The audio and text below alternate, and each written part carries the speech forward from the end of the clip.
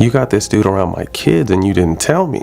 You know what I mean? Like, you got this dude in my house and you didn't tell me. Like, just kind of just keeping it real, because you got to think about it. Like, motherfuckers get killed for situations like shit like that. If that's like some street shit, like if I wasn't no basketball player, like people get you like, bro, you were with my ex-wife and my kids. Like, I see Derek with his arm around Gloria, so I just fired on him. Stuck. Everything you think you know about NBA locker room drama is wrong. The rivalries, the trash talk, the hard fouls, that's the part the cameras capture.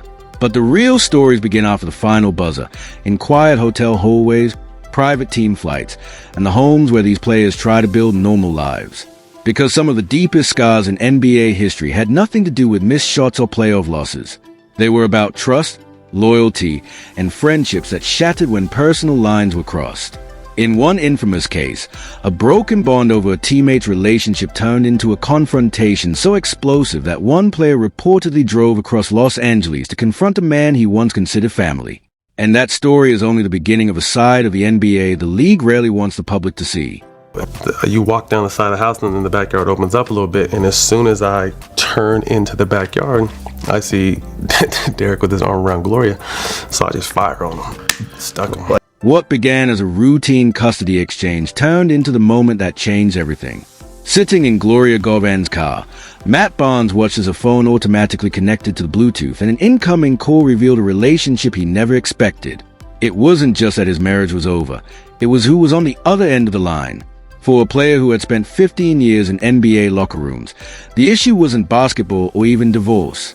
It was a belief that one of the league's oldest unwritten rules had been broken. You don't cross the line with a teammate's family. In an instant, a private heartbreak became one of the most talked about stories of loyalty and betrayal the NBA had ever seen. It's like a movie. So her Bluetooth, so her whole conversation stops the boys' movie. They don't really pick up on it, but I'm just like, yo, I fucking know this voice, and I hear, baby, I miss you, and I can't wait to see you again, and we had so much fun in New York. I'm like, what the fuck? That's Derek's voice. Derek Fisher was a 5-time NBA champion and a veteran of the Kobe-Shaq Lakers era. And for Matt Barnes, he wasn't just a league opponent. He was someone he had shared a locker room with on the Lakers from 2010 to 2012, someone he had double-dated with, someone he trusted as part of his inner NBA circle. So when Barnes later discovered that Fisher was involved with his former wife, Gloria Govan, without any direct conversation or warning, it didn't just feel like a personal betrayal. It felt like a violation of the unwritten locker room code that is supposed to protect friendships inside the league.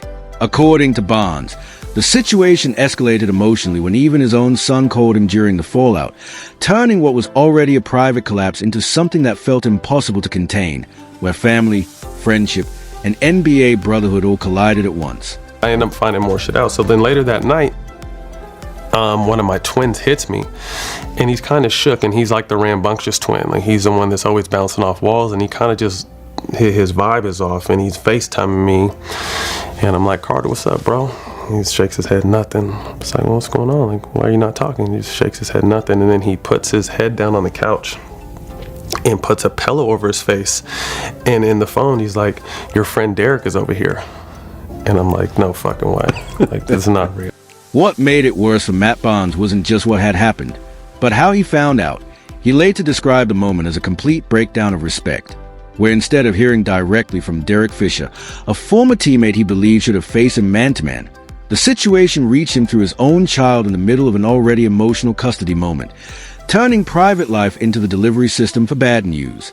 In that state of shock and anger, Barnes picked up the phone and called Gilbert Arenas while driving, trying to steady himself as he processed what he felt was not just betrayal, but a violation of the unwritten code that governs trust between players who once shared a locker room. I hit up Gilbert Arenas, and I'm just like, kind of briefly give him what's going on. I was like, I'm probably gonna need to get bailed out of jail tonight. Matt Barnes arrived at the Manhattan Beach home on October 3rd, 2015, the house he was still paying for and where his children lived, and instead of walking through the front door, he jumped the fence straight into the backyard where a bonfire was already going and around 10 people were casually gathered. Among them was Derek Fisher, the former Lakers champion and teammate Barnes had once shared locker rooms, meals, and double dates with, now sitting there with his arm around Gloria Govan as if nothing had changed. In that moment, what Barnes saw wasn't just a personal betrayal. It was a collapse of trust, loyalty, and the invisible rules that once defined their bond as teammates, turning a private life into one of the most explosive off-court confrontations in modern NBA history. I was on another planet that night. What followed, according to Matt Barnes, wasn't a clean confrontation. It was chaos moving room to room inside the house, from the backyard into the kitchen and through the front living space, with multiple people trying to pull him back every time he got close. A scene he later described like being trapped in a fast-moving blur where anger kept resetting the moment restraint showed up. He said Derek Fisher was not fighting back in the way people imagined, but instead yelling and trying to explain himself while Barnes was too overwhelmed by emotion and betrayal to listen in that moment. The situation only broke when Barnes' children came outside and saw their father in the middle of the confrontation with their mother's new partner, a sight he later said immediately changed everything and forced him to step away. The NBA ultimately suspended and fined him for the incident, and the story spread far beyond basketball circles, becoming part of league folklore, often distorted in retellings, including the viral 95-mile drive narrative that turned a real, complicated moment into something larger than the facts themselves. Into the backyard, I see Derek with his arm around Gloria, so I just fire on him. Stuck. What Matt Barnes has consistently pointed to in interviews is that the fallout from incidents like his didn't just live in locker rooms or stat sheets. It landed hardest on the people who never asked to be part of any of it. In his telling, once the code inside NBA circles is broken, the emotional damage doesn't stay between players. It spills into families, relationships, and especially children who are forced to witness adult conflicts they cannot process. For Barnes, that moment of seeing his own kids at the center of an escalating confrontation became the line he couldn't ignore, shifting the story from revenge or rivalry into something more painful and I irritating. think the whole situation was, I don't know where Kanye heard the story from, but everyone thought that once Kanye said 90 miles or 95 miles, that I drove from Santa Barbara to Manhattan Beach, when all I drove was from Marina Del Rey to Manhattan Beach. Okay, which is what, like 20 miles or something. For Matt Barnes, the part that stayed with him most wasn't the headlines or the fines. It was the impact on his twin sons, who were 9 years old at the time and suddenly placed in the middle of an adult conflict they never chose. He has described that moment as a point where everything stopped being about ego or NBA codes and became about two children witnessing a situation no kid should ever have to process, especially involving their parents. In later reflections, Barnes has hinted that the emotional aftermath went deeper than the public ever saw, because once family is pulled into that level of chaos, there's no clean version of the story left.